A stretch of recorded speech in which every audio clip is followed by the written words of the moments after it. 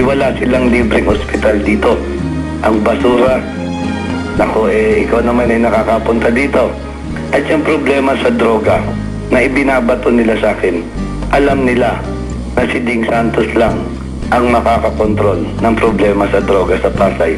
Kaya yan ang ibinabato nilang pilit sa akin. Rod, kilala mo ko, ang tagal mo na akong kasama. Ako ba'y adik? Hindi ako pwedeng maging adik. Hindi ako nainom ng alak, ni Tongit, ni Madjong, hindi ako marunong. Dahil buong buhay ko, inubos ko sa paglilingkod doon sa amo ko. Dahil si Mayor Cuneta, hindi ko kuha ng alalay na adik, saka magnanakaw. Kaya, naunawaan ko naman itong aking mga kalaban. Siyempre, kailangan nila yung paninira. Pero ako, iba paniniwala ko.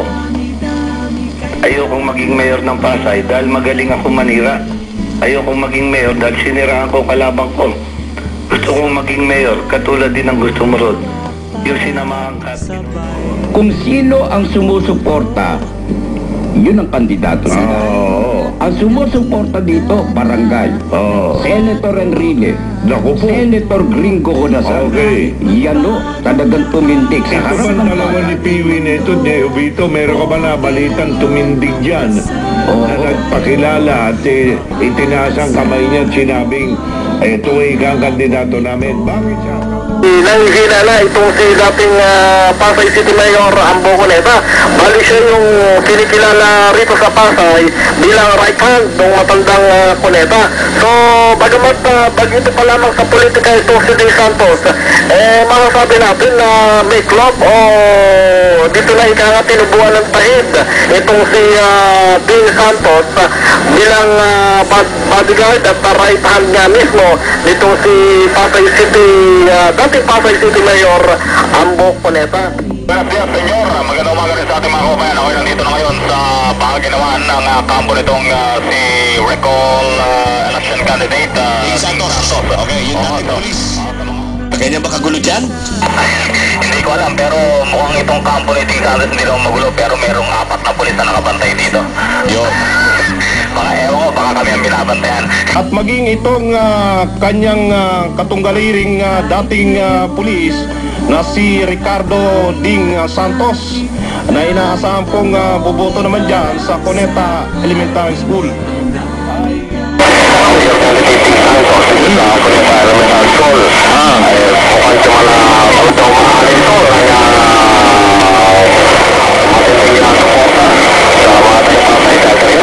Ibig mo sabihin muli ang lumalabang ngayon si Ding Santos?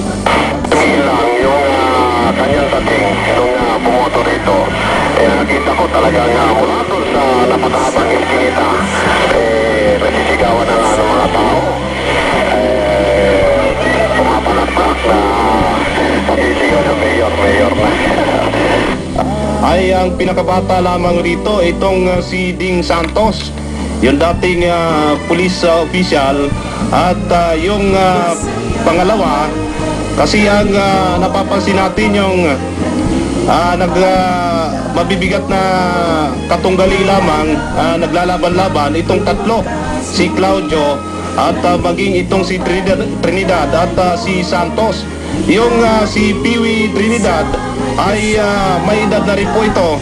Samantala itong si Santos ay nasa, kung hindi tayo nagkakamali, ay nasa 50 anyos lamang. Tulog ng President number 238 sa nagsigaw ng mga supporters doon ng kanyang pangalan. Ginundi na naman ni Santos ang ginawang paghuli ng PNP sa mga volunteer watcher nito dahil inakala mo na ng PNP na 40 may checkmark na ang t-shirt ng mga watcher ay campaignan na niya ito. Unang-una ay kiting wala siyang pangalan. Okay, sa t-shirt? Checkmark, check. Check lang, check. Parang correct ka dyan ang nagsasabi.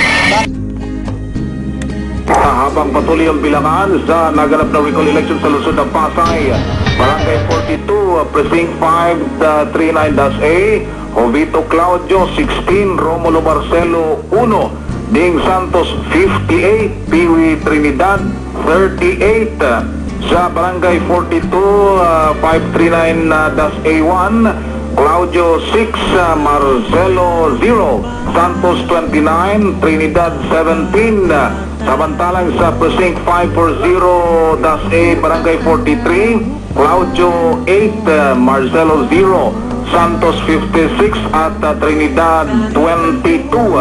Sa Precinct 540-A4, si Claudio 3, Trinidad 24, Santos 78, Marcelo 0.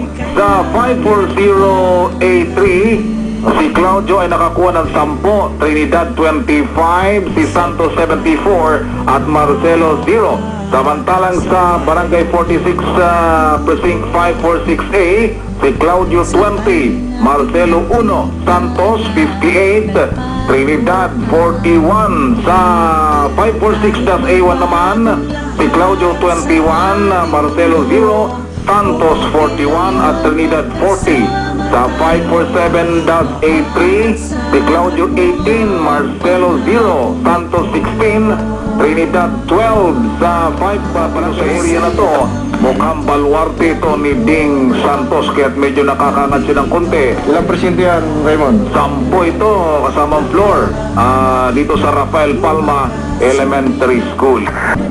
Sa mga lumalabas sa survey ng mga nakaraan ay lamang po itong si Ding Santos.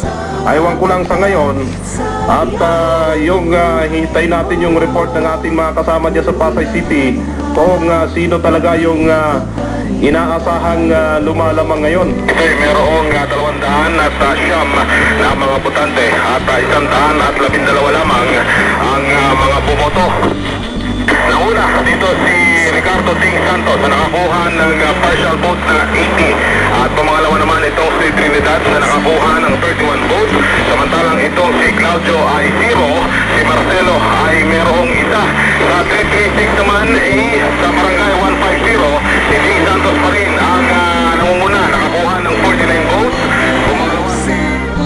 Number 75, sleeping number 2278, Claudio 11, Marcelo 0, Santos 35, Trinidad 24. Barangay number 77, 23A, 23-9A, ito yung presinto kung saan ay nag-text ng voto, itong si Ding Santos. Claudio 2, Marcelo 2, Santos 47, Trinidad 35. Ugnayan ito, no, ay sa ngayon ay nakakarating na tayo ng mga putok ng kuwites dito sa quarters dito si Ding Santos. Bagamat hindi pa tapos ang...